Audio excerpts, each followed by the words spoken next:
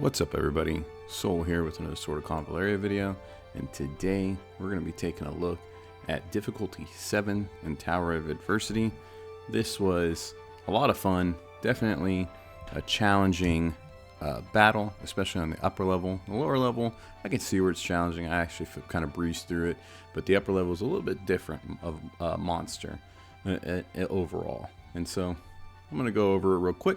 We'll talk about it, and I'll explain how I did it, at what points this could be a benefit to you, and how you can go overcome it yourself. And yeah, I digress. Without any further ado, let's get right into it. First up, we're going to start with the lower. I use the exact same team as I did last time on the lower difficulties. We got Coco, Sophia, Momo, Agatha, Gloria, and Pamina. We start with our buffs, getting set up, getting ready for the action. Of course, these guys come right at us. They're moving quicker than they did in the lower difficulties. That's one of a few changes. Let's see if we can't get that list. Pamina's amazing animation. As you can see right here, this is a list of changes. Difficulty 7, the movement is increased by 1 tile, and when friendly civilians are defeated, the damage dealt to you increases from 25% to 100. So basically, you cannot allow any civilians to die. There's a couple other changes too. Obviously, these units are stronger. They have more HP, they deal more damage, higher defense, the whole 9. Your archer towers here, they're not going to be able to one-shot the assassins as they had in previous difficulties. They'll leave a sliver of health. I think they 3-shot these axemen, and the mutants are ridiculous in how strong they are. They're just they're mutants. They're friggin' mutants. What can you say? So we're coming over and we're doing some damage. Agatha, gotta love her for that sustain. Great damage. She's got that dodge in her kit too. Pivotal. Momo setting up the alert. We're already covered up with enemies, but we're not fussed. Little AoE damage, get some infection on them. There's that tower. As you can see, like I said, it's doing about 1/3 of their health now instead of half. Can't 2-shot them anymore. So my strategy in this, which I was fortunate enough to land this first try, is to use these towers as I did in lower difficulties to kind of create a road or a channel. I want them to do damage. If I get an enemy that gets to a position where I'm really fussed about or concerned, I just throw down a landmine to stop them right in front of them. Otherwise, second priority is the towers and making sure I'm using them to screen my enemies and kind of create channels for the civilians to path. Great stuff there.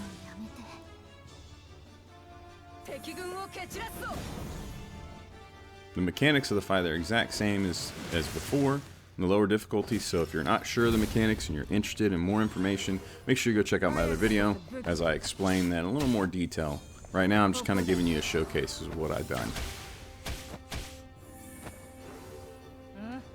Now, Sophia is a monster in this. Her HP shred, I found that she was the one that had to take care of the mutants more often than not. She just shreds them. You will need that piercing damage, and her in particular, she's doing damage based on HP percentage, and it was massive. It really helped in this fight.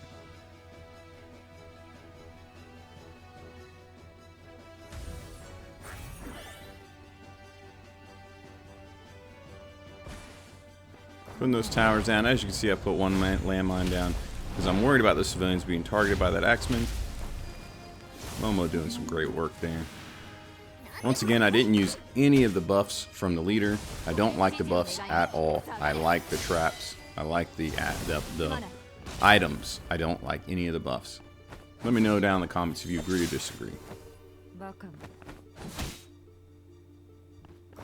still felt really strong in this fight. I didn't feel like the opponents were incredibly strong. It would save the mutants. So you're more or less just trying to make sure you don't let them get near the civilians. Even the civilians feel like they're somewhat stronger too. And so this battle really just didn't give too much of a hard time. I doubt I don't know. I don't want to be incredulous. I wonder if anyone and everyone had a little bit of a hard time with this fight or not. Let me know down in the comments. I'm definitely interested in helping everyone out and make sure everybody can get this content clear if possible. I feel that it is an entirely different case in the upper level than it is the lower. Clearing out these assassins. Sorry, I keep ranting about different things. Getting them killed. As you can see, they got close to our civilians. That's why it's absolutely essential we have Coco. You need a tank in there to screen those shots and those hits with that assisted cover. As you can see, that assassin lived with a sliver of health. Pretty crazy. We're basically 3-shot in the axeman, as I said before. Got a divine archer back there, just kind of pull enemies back and distract them, giving us more time to help clear these enemies as they spawn.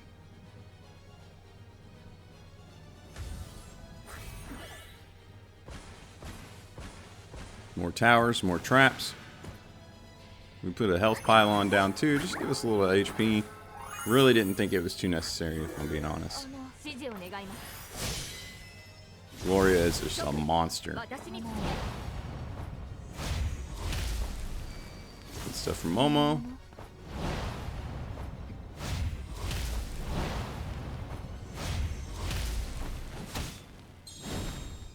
Fantastic. Once they hit our tower, we're not really worried about that. We're stepping up and getting the taunt on him. Now, the mutant, on the other hand, we are worried about. He one-shots the tower. Nasty.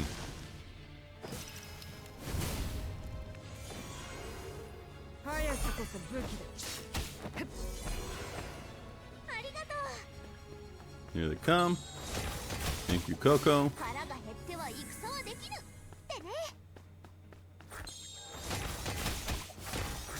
Coco putting in work.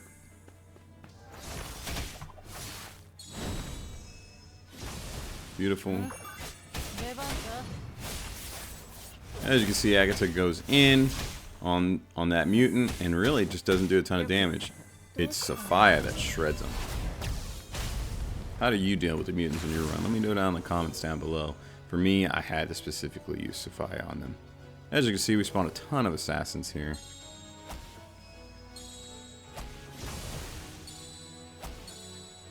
Beautiful. These towers putting in the work.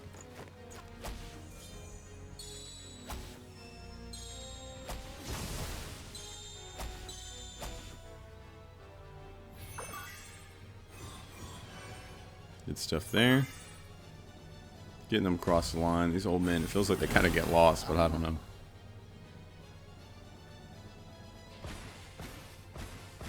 More traps. We want to make sure we keep those enemies from getting in on us.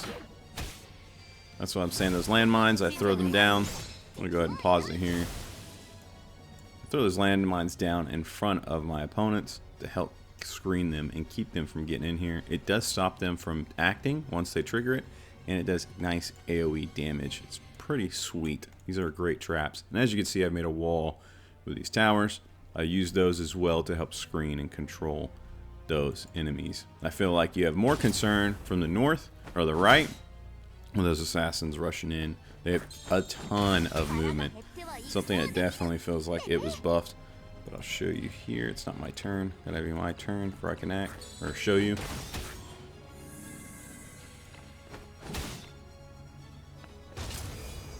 So they have a ton of movement. I'll show you here in just a minute.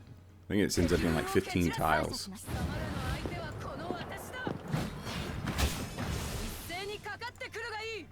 We sped that up just so we can show you. And as you can see right here, yep, it's 15 tiles they can move. That is ridiculous. Absolutely ridiculous. They are burning rubber, clearing a path. I want to click off this. Can't yet until it's our turn again. This stuff from Pamina. Pamina is an absolute unit. She is a tank among tanks. It just feels like she hardly takes any damage.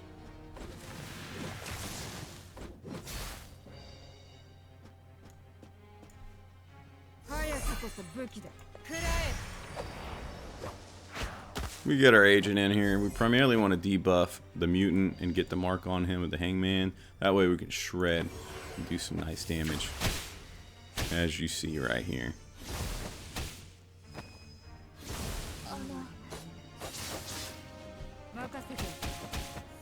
Beautiful. Unfortunately, these mutants all have resolve, but once you get through that first resolve, it's done. They won't survive another kill.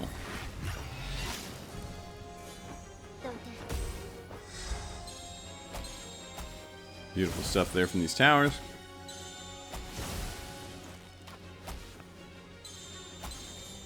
That Divine Archer doing more than his job, pulling those enemies, confusing them, distracting them, buying us time to deal with the rest.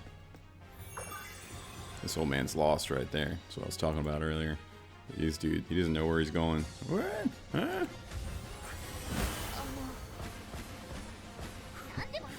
What?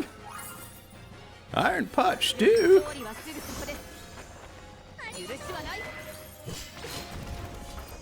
Good stuff there from Gloria. They spawn in on the mines. They thrash them. Absolutely beautiful.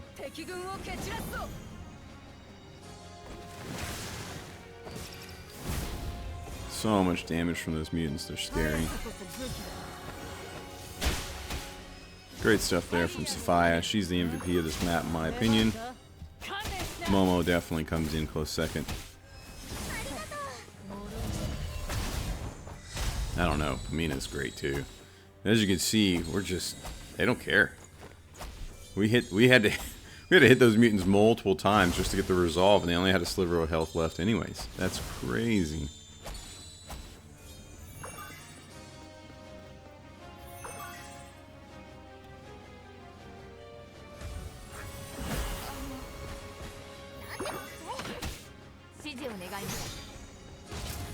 Beautiful stuff there. Landmines doing their jobs. The Divine Archer doing his job. Good stuff there. Fortunately, he doesn't one-shot that unit right there. That was scary when I saw that.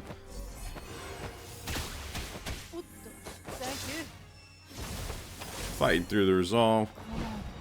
And Tranquilo is about to go down right here.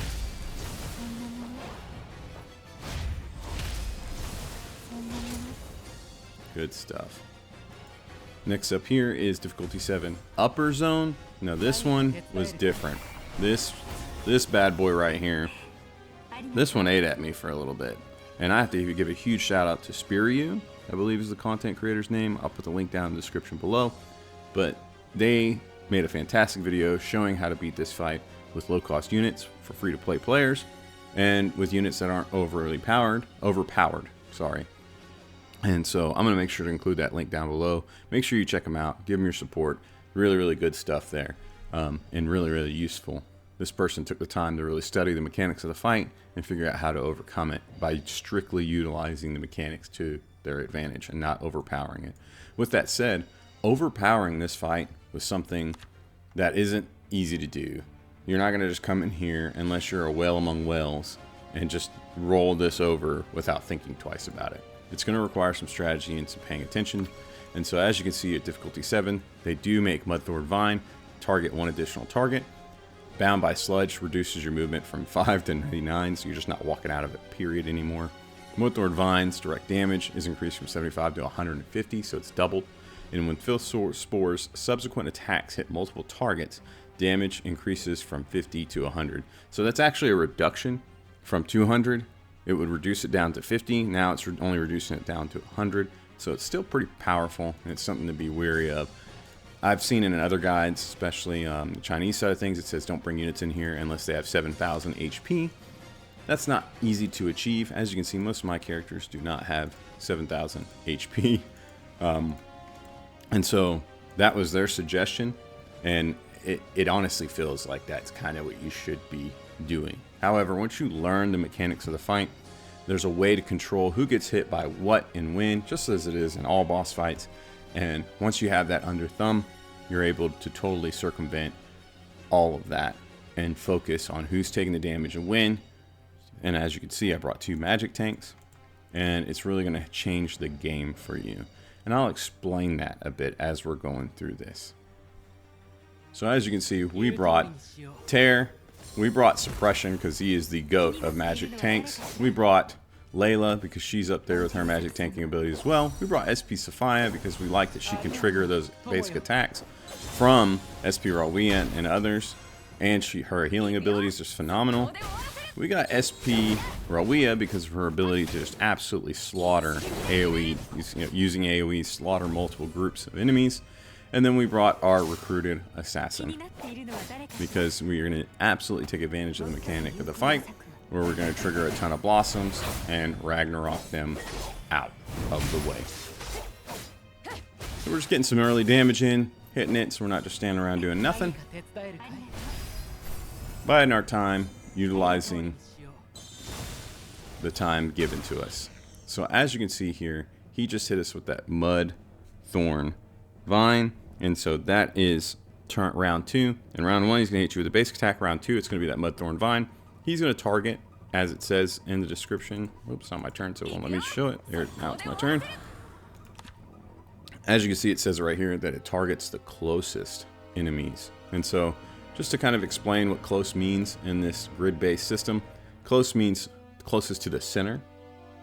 And so if you have a unit where SP Sophia is, it looks like she's relatively in the same distance as all of these other 2 units, but that's not true according to the game. In fact, the tile in between her and Layla and her and Suppression is still considered one tile further away, just as you see in AoEs when you pull up their range.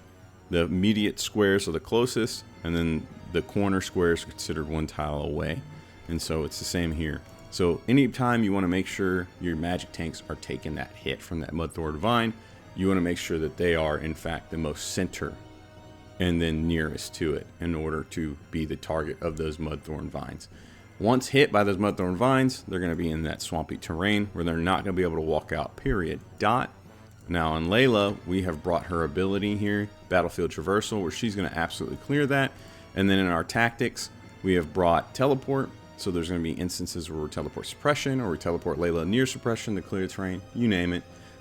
It's really, really beneficial. Now Suppression's faster than Layla, but I use Tear to increase her speed, and not Suppression's to more or less counter that. I digress. Moving forward. We go ahead and get our dodges up on SP Rawia and Recruited Assassin. And we're healing and buffing the team with Tear.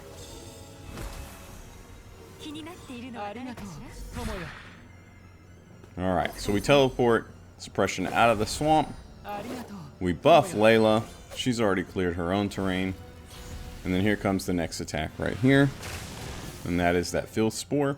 See, as you can see, our units are now marked with that. This targets the units that are furthest away. So I will show you that right here. As you can see, it locks onto the 4 farthest enemy targets, dealing 20% AoE damage, blah, blah, blah. I went over this in detail in my last video, so make sure you check it out if you're interested in more information. But the furthest units away are the ones that are going to be targets, so you want to make sure the ones that you want targeted by that and hit are in fact the furthest away at this point, which is immediate following the turn after Mudthorn Vine. And so now you want to get these units next to these sprouts so that it mitigates the damage that they take and it's turning these sprouts into blooms. And if you don't do that, then when it does its filth release, the boss that is, it will absolutely slay you in one shot your whole party. Unless they have resolve, but it's basically a wipe. Setting up that cage, we're going to increase the speed. We're just going to rush through this. We got Suppression and Sprite Spot next to that. Sprout. We bring Sphy up here to buff. Here comes the hits.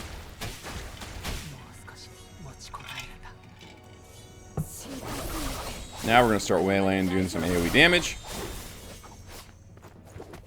We're going to pull that boy over there so we can get him close to the edge to knock him off.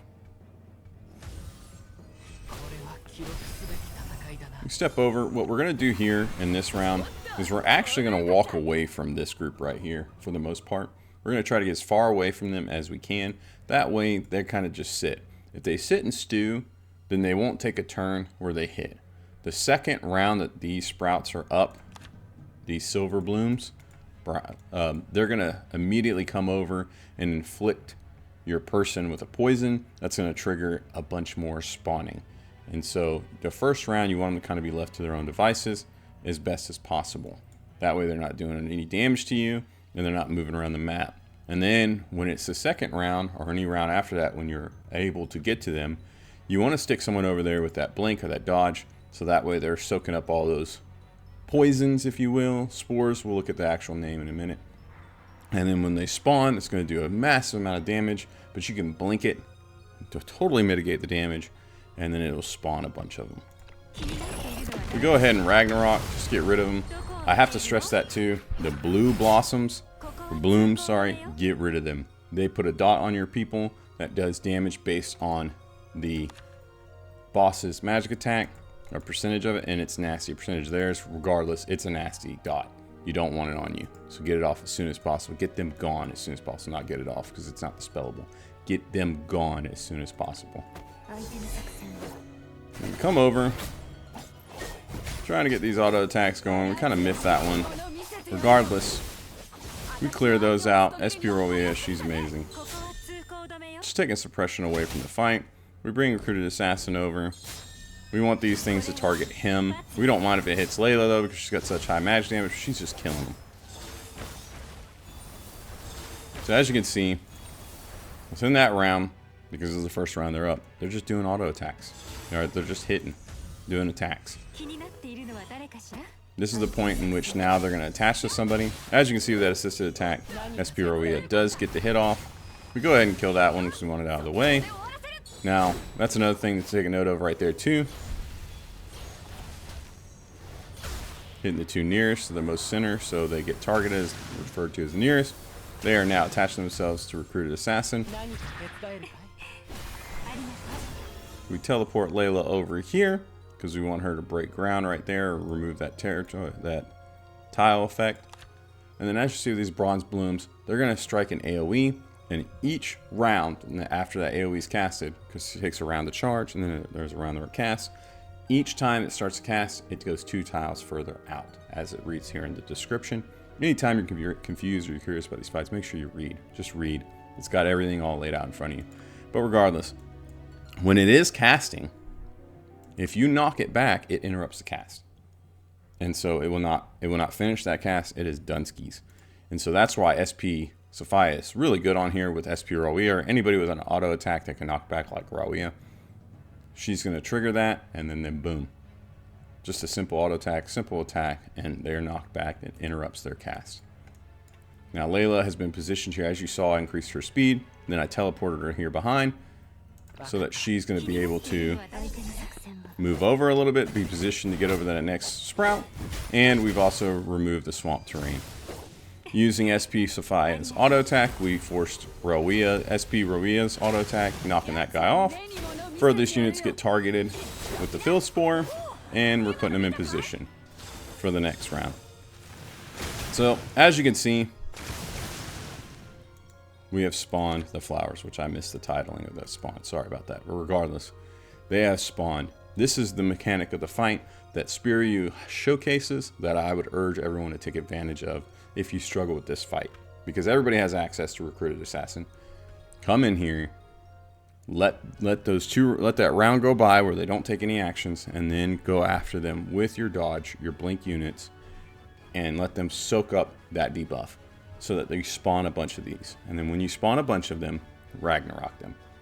Ragnarok them out of existence as best you can. Kill them with whatever AoEs you have to, you name it. Because now we got more of those sprouts or blooms than we would have otherwise if we had just killed them off. This is a really cool mechanic of the boss. It was really fun, and it ended up being obviously the mechanic that just wins it for you.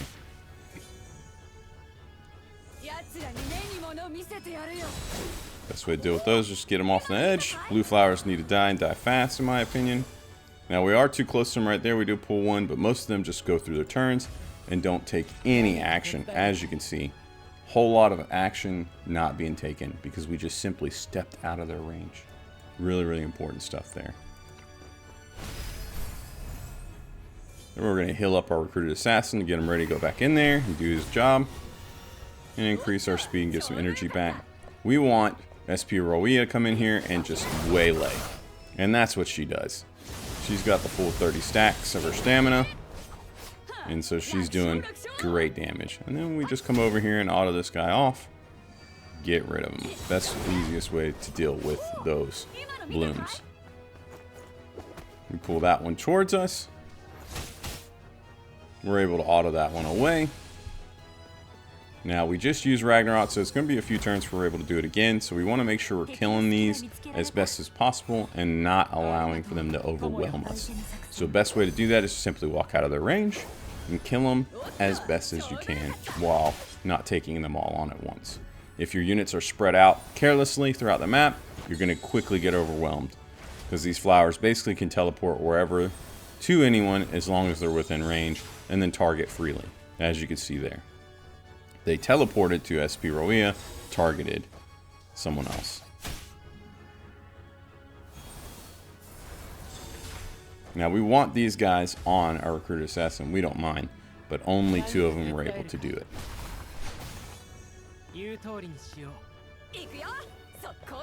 We're gonna go knock this one off the edge because we want him bye-bye.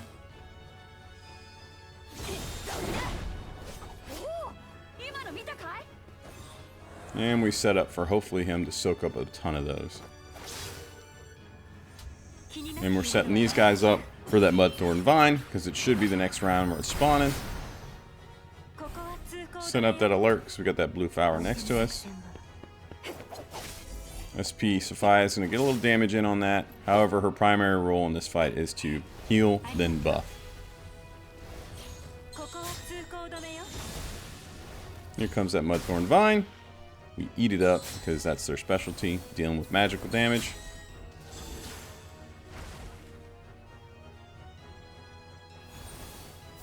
And here they come. Beautiful. Parasite is the name of the ability. We're going to take a look at the debuff. So what they're doing is they're attaching themselves to him. I'm visualizing this in my own imagination, so forgive me. But yeah, they're debuffing our recruited assassin.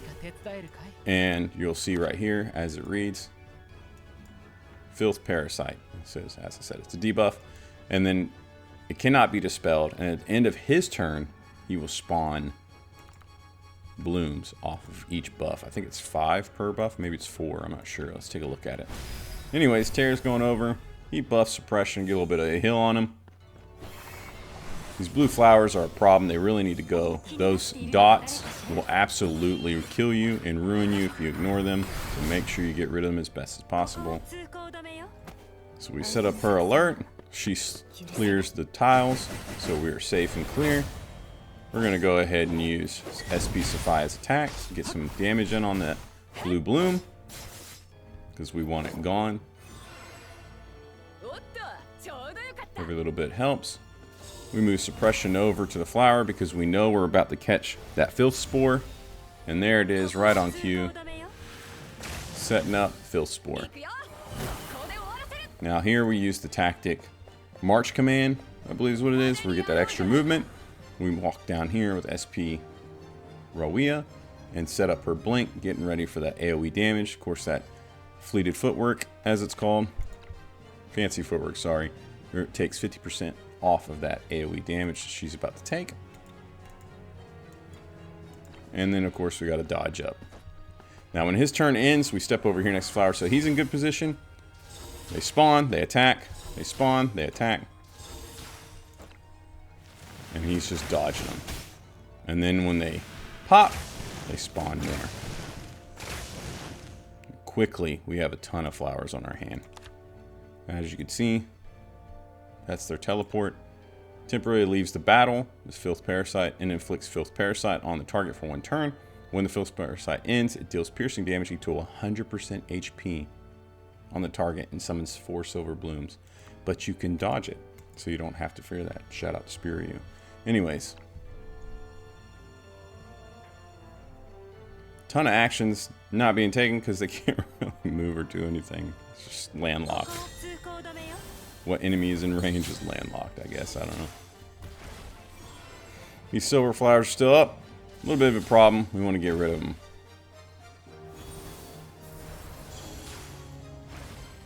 Now the beautiful thing about these flowers is when they die, they do damage to the boss. And it's like 20,000 for the white. Like it varies per one.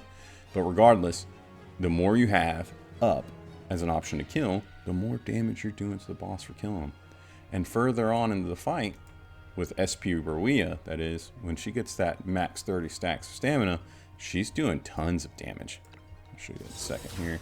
When it's our turn, she's basically given that extra 30% crit chance and then crit damage.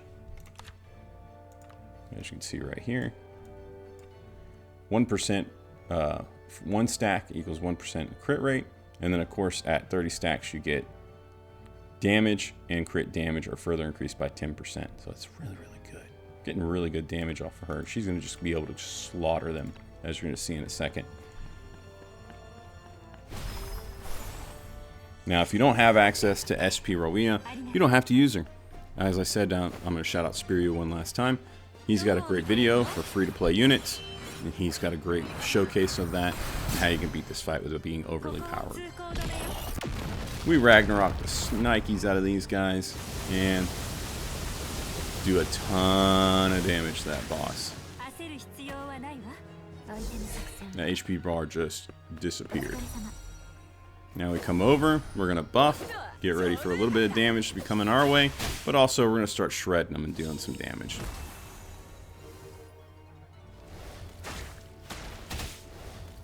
There's that Filth Spore. Or Filth Release. Oh, that's the Filth Spore. It's like a mortar strike. Now he's going to set up for his Filth Release. And then when those sprouts appear, they spawn some new blooms, which we're going to shred through with SP Rowea. Even though she's in an injured state, she wasn't dying, she's still doing good damage.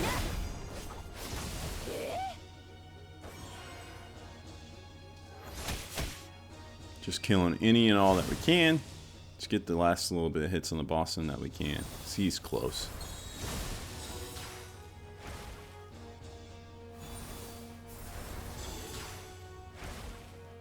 Our HP is low, we're dwindling, we're struggling. They're going to focus on Terra because he's the only one in range, and we don't mind that. Terra's pretty healthy and looking good. He was left there for a reason. Suppression is on the line. He is walking the line. He's near dead. We're just going to walk right over to them. He's got Tinley a dot on him now, so he's going to be hurting at the end of his turn. And we're going to buff these guys up, make sure they got energy and speed to do what they need. Suppression's back at full health nearly. And Layla's going to make a noble sacrifice to get some nice damage in on these blooms and to make them all vulnerable to any other damage coming their way. And also buffing our Rowea. SP Sophia with the joint attack.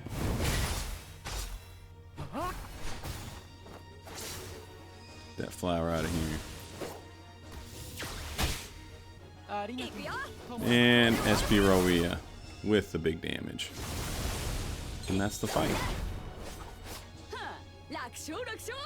Now, if I was mid-max in this fight, I wouldn't want to lose Layla. It hurts your ranking and your rating. I'm not fussed about that kind of stuff. You guys know me. I just want to clear the content and get it done. I'm not really worried about top score. I think that this fight is a concern. I think that you need to make sure you check out that video, Spirio, as I've mentioned. For those of you that are struggling with this, there is a way by it if you just know the mechanics of the fight. As you can see right here, I'm currently rated as the top 90, I guess, 8%. I'm above 99%, within that top 5% rating.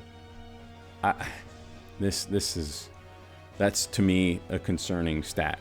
To me, that means that people aren't clearing this, let alone easily, and I'm concerned for that. I think that it could be a concern for the game to be too challenging and too difficult. So I hope that this video is able to help you to get past this battle and to complete it. I'd like to see myself fall out of that, actually. I'd like to see, of course, it's always nice to be up there, but like, come on, you know what I mean? Like, I lost a unit.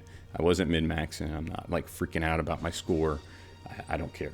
So, and I'm top 5%. So that's a concerning metric for me. This fight might be too hard for the community, and I hope that that's recognized by the devs, because this game at the end of the day needs to be fun. Challenging is great, but it needs to be fun for everyone. Regardless, let me know what you think. I think that this was a great fight. It was a lot of fun. I think the mechanics of this fight are brutal, and I think that if you can take the time to learn it and figure it out, which I hope my video helps you do that, and Spirio's video as well, that you can overcome this fight, and you don't have to necessarily have any particular meta characters to do so. And so, yeah, I digress, as I always say. Thank you so much to my Patreon members for allowing me to make these videos, to make the pools, to get the characters, to make the guides, all for our community's benefit and anyone and everybody that wants to watch my videos. I'm super grateful to you for making it this far. Please drop me a like and subscribe. If you're interested in joining our Patreon, there's a link down below in the description, as well as a link to our Discord channel. We'd be glad to have you in there. Join us in all of our Sword of Convallaria conversations, amongst other things. And yeah, thank you so much for watching. I hope you are having a great time of the game. I wish you all the best luck in all of your content that you're exploring Sword of Convallaria, and especially in Tower of Adversity. And take it easy. Bye.